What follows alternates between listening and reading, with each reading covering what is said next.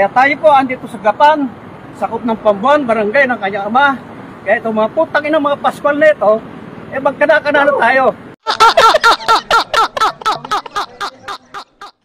Tayo po mga kasama ay hindi po ubrang dadayuhin sa San Leonardo nang hindi po ito masusundan. Tayo po ay andito, kaya po itong mga putang ng Paskal na ito ay tayo po ay magharap-harap na. Andito ako sa inyong barangay ngayon. Andito ako upang harapin kayo at subukan niyong pumasok dito sa compound ng mga natibidad at magkaalam-alam na tayo.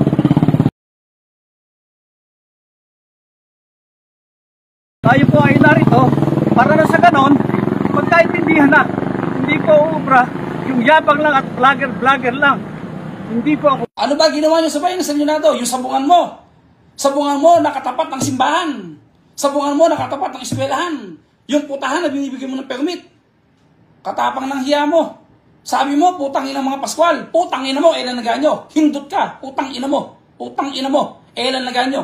Putang ina mo. Hindot ka. Putang ina mo. Hindi po ako ganitong klaseng tao. Hindi pa ako naipag-away sa buong buhay ko. Pero tarantado yung mayor ng San Leonardo na yun, si Elan Naganyo. Putang ina mo, Elan. Mumurahin mo kami. Ikaw ang nauna, hindi ako. Ba't mumurahin mo kami? Iginagalang kita dahil matanda ka na, may rayuma ka na. Pero tarantado ka, gago ka, hindot ka. Putang ina mo.